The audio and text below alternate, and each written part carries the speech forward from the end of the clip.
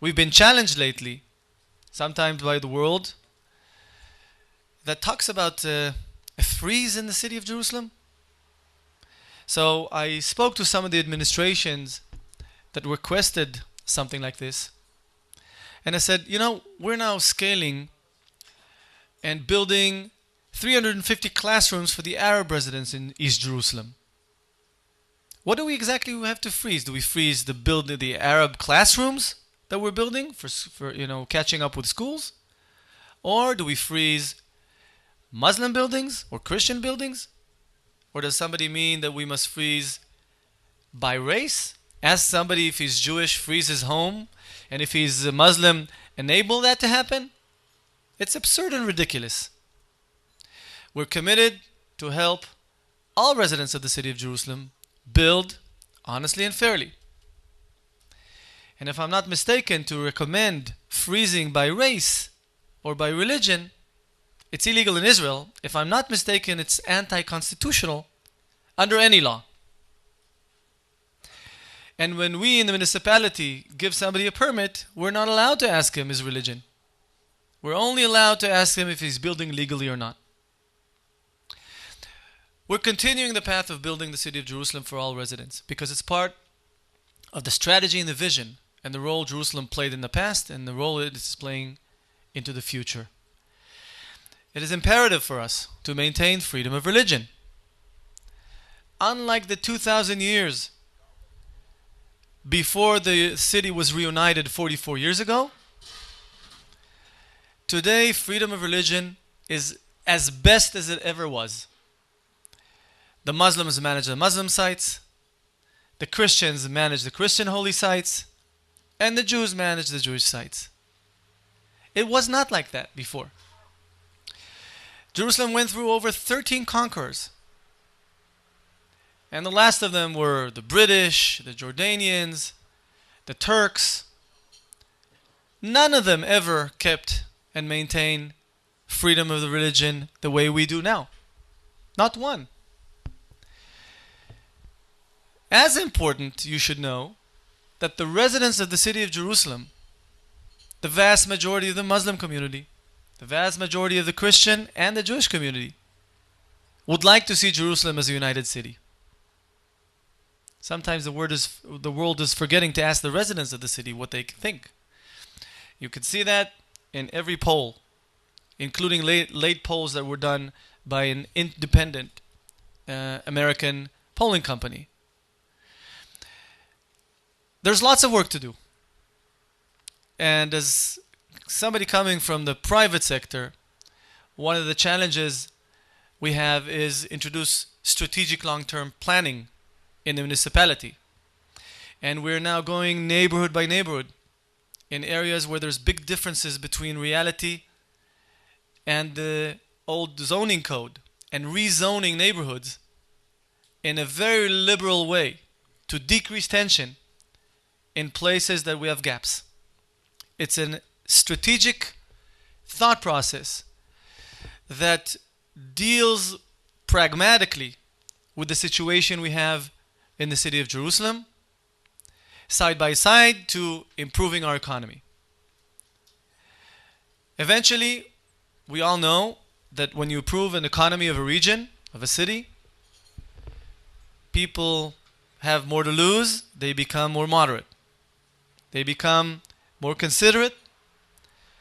And turns out that in Jerusalem, the vast majority of the population wants to improve the quality of life, wants to get a better job or a job. And the vision I shared with you, creating more and better economics, is shared throughout the city. Just last week we had the Light Festival in the Old City. The police says that we had about 300,000 people come to Jerusalem in 7 days from all over the country, practically all over the world, going around the Muslim quarter, the Christian quarter, the Jewish quarter, around the Old City. No violence was reported. Because when it rains on everybody. Everybody's happy about that. And that is the Jerusalem that the Jerusalemites would like to see. And I know that this is the Jerusalem that the world would like to see. And we're now very, very open for business. We would like to see how people come and enjoy our city. go back home as ambassadors of peace, better understand the internals of the city. You know, we have 31 council members in Jerusalem. 30 are in the coalition. 30 out of 31. It's true we don't have Arabs in as council members, although they're allowed to vote, and maybe in the future we will. But we really look at a wide angle of how to make Jerusalem work for the benefit of all its residents. The word Yerushalayim in Hebrew is Yerushalem. It comes from the word whole. Shalem is whole. And the reason that Jerusalem is called Yerushalayim, because it was holy and whole at the time. And it is very, very important that people understand the model of the city. God forbid a discussion, any theoretical discussion about a division of the city will never fly. Will never fly. When people understand the vision and where we're headed, people must understand that there's not one good example in the world, not one, of a city that was ever split and worked. Especially not Jerusalem with its history. That in the name and in the way it worked and works today, God forbid any division is focusing on the differences versus focusing the way we should on the common denominator, which is the shared values and the shared vision of the city of Jerusalem. Lately, we've been getting a lot of support by the government. I have to admit that the government, Mr. Netanyahu, the Prime Minister, and the whole government not only has been supporting spiritually the vision of the city of Jerusalem and defending us, even in the United States, where I believe it was imperative and very important, and I thank the Prime Minister for defending the city of Jerusalem when he was in his last trip in North America, but also boosting through economic tax incentives our ability to scale culture tourism, health, life sciences, and outsourcing of professional services, which are all areas that we're now pushing to excel our economy.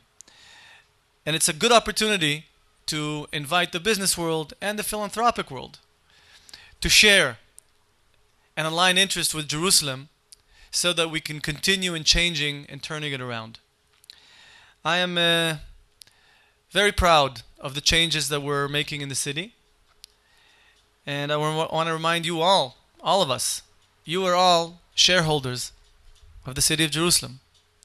And our goal and role is to align interest, to boost the changes in the city, and to bring it to the next generation in a much better shape that we received it.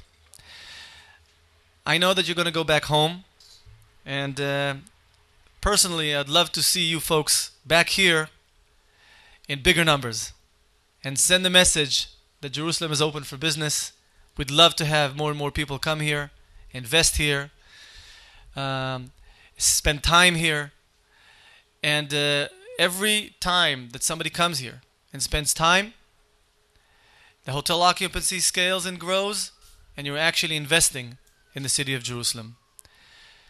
So thank you for being here. Thank you for supporting Israel and the Jewish people and our city Jerusalem. And I'd love to see you next year in Yerushalayim. Kol Tov.